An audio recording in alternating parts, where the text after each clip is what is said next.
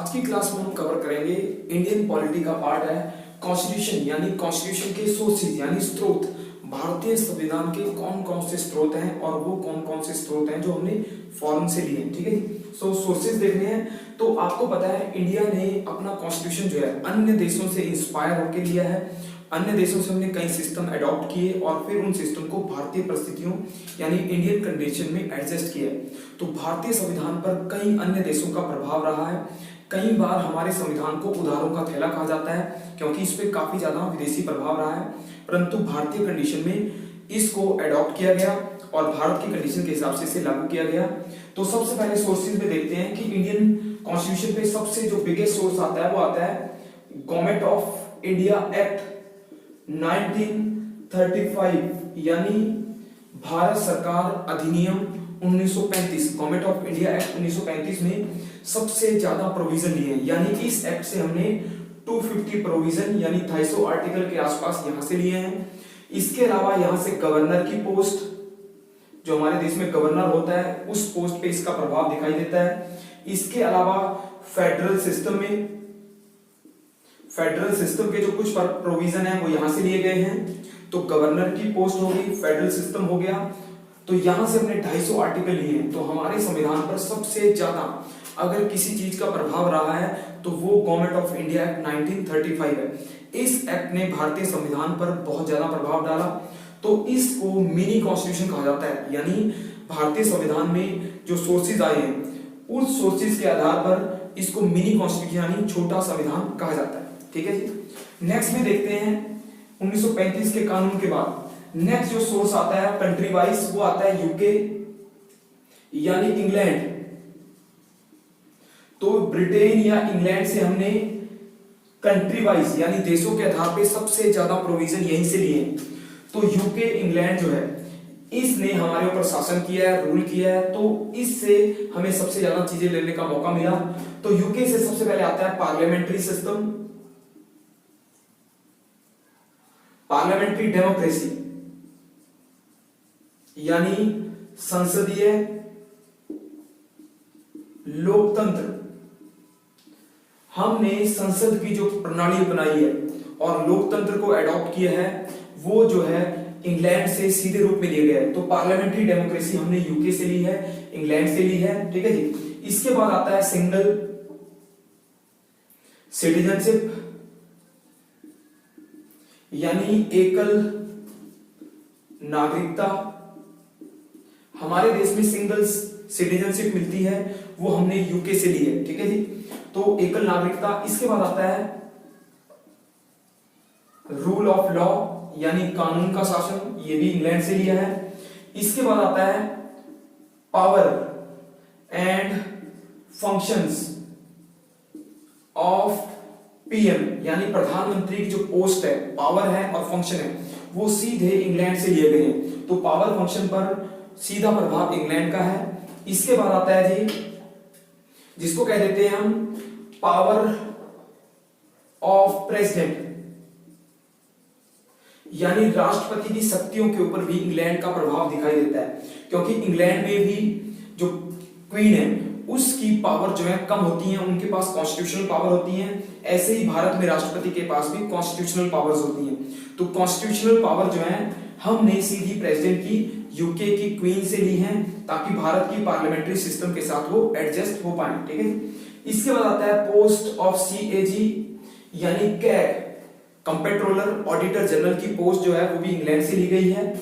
इसके बाद आता है जी रूल मेकिंग प्रोसेस यानी कानून निर्माण प्रक्रिया। आपको पता है पार्लियामेंट में कानून एक्ट बनते हैं, तो वो प्रोसीजर वो प्रोसेस जो है वो इंग्लैंड से ली गई है। तो रूल मेकिंग प्रोसेस आएगा इंग्लैंड। इसके बाद आएगा जी रूल मेकिंग के बाद आता है हमारा कि पार्लियामेंट के अंदर जो हमारे राइट्स होते हैं, तो राइट्स या प्रिविलेज यानी विशेषाधिकार। संसद के अंदर जो एमपी होते हैं उनको विशेषाधिकार मिलते हैं, वो विशेषाधिकार जो है इंग्लैंड से सीधे प्रभावित है। इसके बाद आता है लास्ट फंक्शन में बाइकैमरलिज्म। बाइकैमरलिज्म का मतलब होता है द्वैध सदन यानी टू हाउस ऑफ पार्लियामेंट, यानी संसद में दो हाउस यानी लोकसभा राज्यसभा, ये हमने इंग्लैंड से लिए हैं। तो आपको पता है भारतीय संसद में अपर हाउस है, लोअर हाउस है, तो ये दोनों हाउस जो हैं इसको क्या कहते हैं, बाइकैमरलिज्म, द्वैध सदन। तो टू हाउस ऑफ पार्लियामेंट जो है इंग्लैंड से लिया गया है। तो इंग्लैंड से हमने काफी ज्यादा प्रोविजन लिए गए हैं, इनसे हमारे देश के ऊपर सीधा प्रभाव पड़ता है। ठीक है जी। नेक्स्ट में देखते हैं हम यूएसए। नेक्स्ट जो कंट्री आता है वो आता है जी यूएसए, यानी अमेरिका से हमने, अमेरिकी कॉन्स्टिट्यूशन से हमने क्या क्या चीज ली है।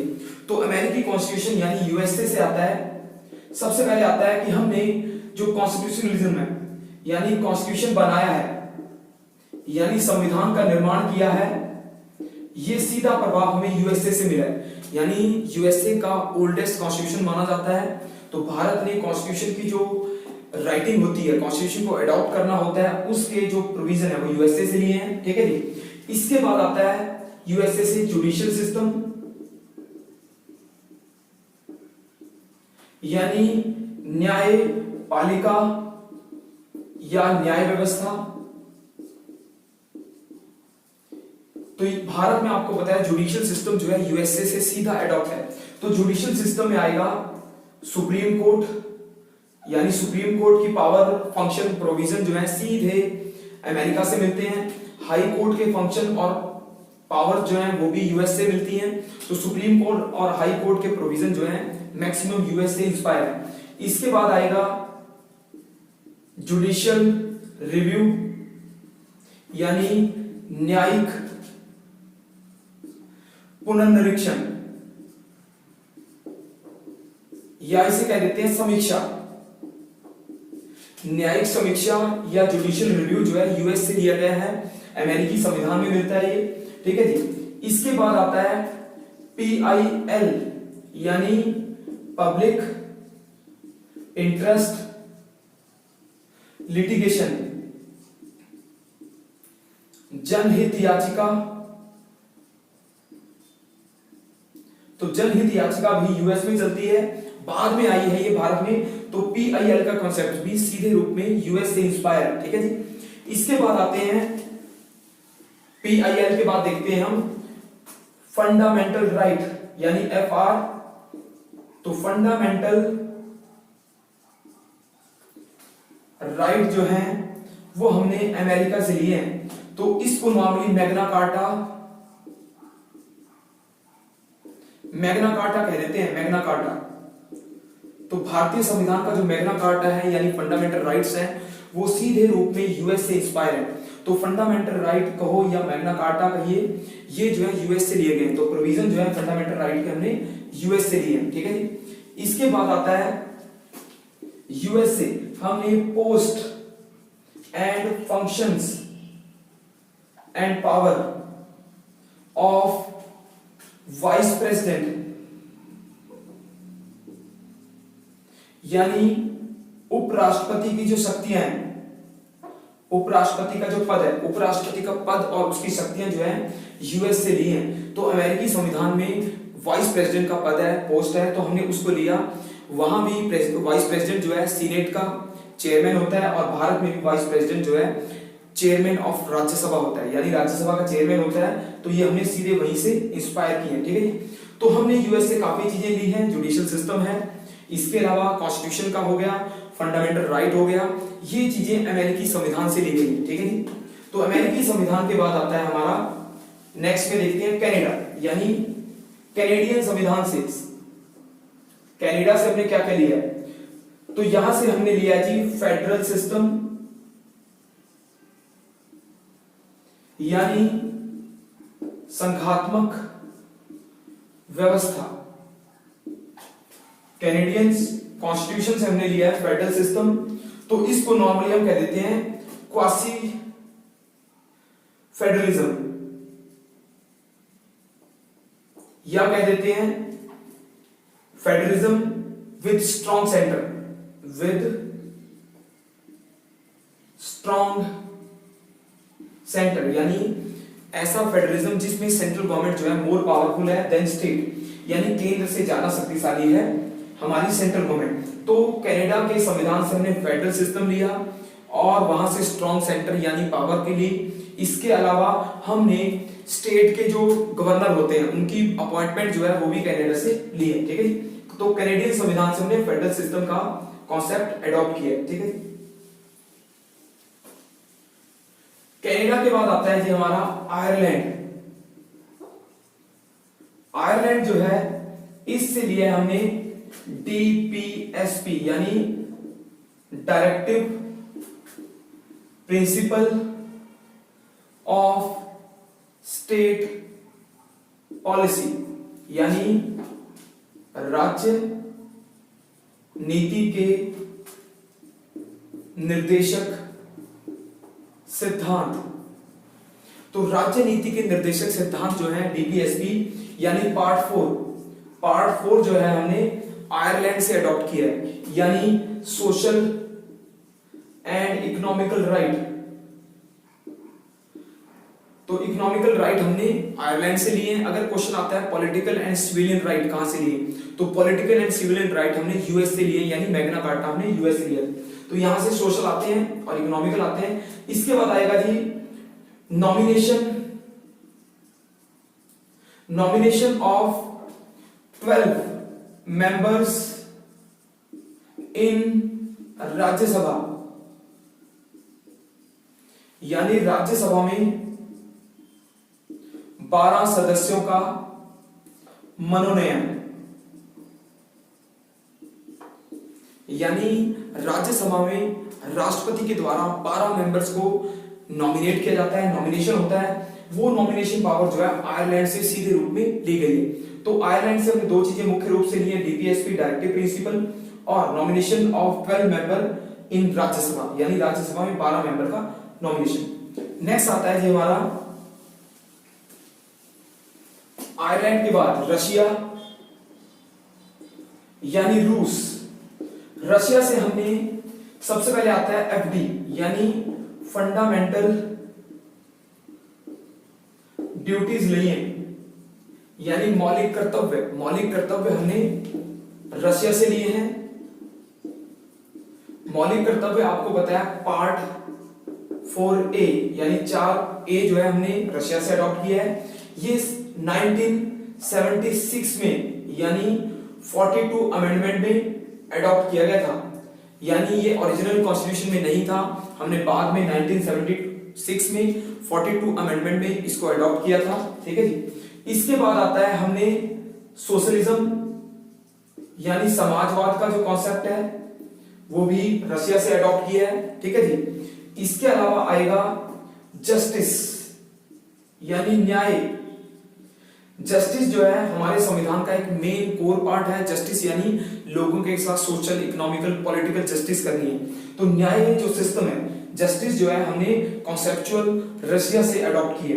तो जस्टिस सोशलिज्म हो गया और फंडामेंटल ड्यूटीज हो गई। इसके अलावा संविधान में आपको पता है प्लान वर्ड है, प्लान वर्ड जो है रशिया से इंस्पायर है। इसके अलावा प्लानिंग कमीशन योजना आयोग जो है, जो संविधान के बाहर की बॉडी है, वो भी रशिया से अडॉप्ट की गई थी, ठीक है। तो रशिया के बाद आता है हमारा फ्रांस यानी फ्रेंच कॉन्स्टिट्यूशन। तो फ्रेंच कॉन्स्टिट्यूशन से हमें सबसे पहले आता है रिपब्लिक लिया है यानी गणतंत्र।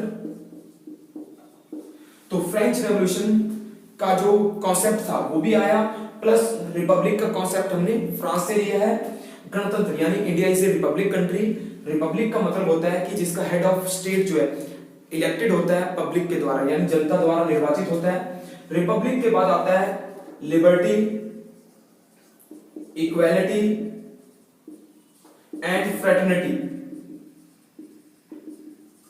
यानी स्वतंत्रता, समानता और भाईचारा। ये तीन कॉन्सेप्ट जो है फ्रेंच रेवोल्यूशन के कोर पार्ट थे। तो हमने फ्रेंच रेवोल्यूशन से स्वतंत्रता, समानता और भाईचारा ये कॉन्सेप्ट जो है फ्रेंच रेवोल्यूशन से अडॉप्ट किए हैं, ठीक है। तो फ्रांस में रिपब्लिक और लिबर्टी, इक्वालिटी और फ्रेटर्निटी अडॉप्ट किया है। इसके बाद आता है फ्रेंच के बाद जापान, जापान से हमने एक ही प्रोविजन लिया है, वो है जी प्रोसीजर इस्टेब्लिश बाय लॉ, यानी कानून द्वारा स्थापित प्रक्रिया। यानी भारत में संविधान के अंदर जो प्रोसीजर इस्टेब्लिश बाय लॉ यानी कानून द्वारा विधि द्वारा स्थापित प्रक्रिया, ये हमने जापान से ली है। इस प्रोसेस में कानून जो है एक प्रक्रिया प्रोसीजर इस्टेब्लिश करता है, तो जापान की आ गई विधि द्वारा स्थापित या कानून द्वारा स्थापित प्रक्रिया। इसके बाद आता है साउथ अफ्रीका। साउथ अफ्रीका से हमने अमेंडमेंट प्रोसेस या प्रोसीजर यानी संशोधन प्रक्रिया, तो हमने साउथ अफ्रीका से संशोधन प्रक्रिया को अडॉप्ट किया, यानी आर्टिकल 368 जो है हमारा साउथ अफ्रीका से इंस्पायर्ड है। तो संशोधन प्रक्रिया में हम कॉन्स्टिट्यूशन को अमेंड करते हैं, उसके अंदर चेंजेस करते हैं, ये साउथ अफ्रीका से लिया गया है। इसके बाद आता है जी हमारा ऑस्ट्रेलिया। ऑस्ट्रेलिया से हमने कॉन्करेंट लिस्ट यानी समवर्ती सूची, इसके अलावा जॉइंट सिटिंग ऑफ पार्लियामेंट,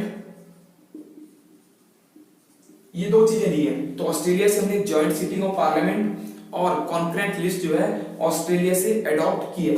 तो ऑस्ट्रेलिया से समवर्ती सूची होगी और संयुक्त अधिवेशन संसद में, ये दोनों चीजें हमने वहां से ली है, ठीक है जी। इसके बाद आता है जी हमारा जर्मनी यानी वेस्ट जर्मनी, या कह देते हैं वाइमर कॉन्स्टिट्यूशन। वाइमर संविधान से जर्मनी से हमने इमरजेंसी प्रोविजन यानी आपातकालीन उपबंध जो है इमरजेंसी प्रोविजन लिए हैं। इमरजेंसी प्रोविजन में जब भी इमरजेंसी इंपोज होती है तो उस समय राइट जो है, फंडामेंटल राइट जो है वो डिसअपीयर हो जाते हैं। तो उसमें कौन सा राइट 19 आर्टिकल जो है उसकी पावर कैसे कम होती है, वो प्रोविजन हमने वेस्ट जर्मनी यानी वाइमर कॉन्स्टिट्यूशन से अडॉप्ट किए, ठीक है जी। इसके बाद आते हैं हमारे जर्मनी हो गया, ऑस्ट्रेलिया हो गया, ठीक है जी। तो मेन कंट्री हमारे कवर हो चुके हैं जिनसे हमने कॉन्स्टिट्यूशन के सोर्सेज अडॉप्ट किए हैं। ये सोर्सेज हमारे संविधान को बनाते हैं और हमारे संविधान पर एक मिला जुला प्रभाव इन्हीं सभी प्रोविजन का है। हमने इन देशों से जो प्रोविजन लिए उनको इस तरीके से एडजस्ट किया ताकि भारतीय परिस्थितियों में भी अच्छे तरीके से काम कर सके। तो आज के लेक्चर में हमने सोर्सेज ऑफ इंडियन कॉन्स्टिट्यूशन को डिफाइन किया। तो नेक्स्ट क्लास में हम कोई और टॉपिक डिस्कस करेंगे। धन्यवाद।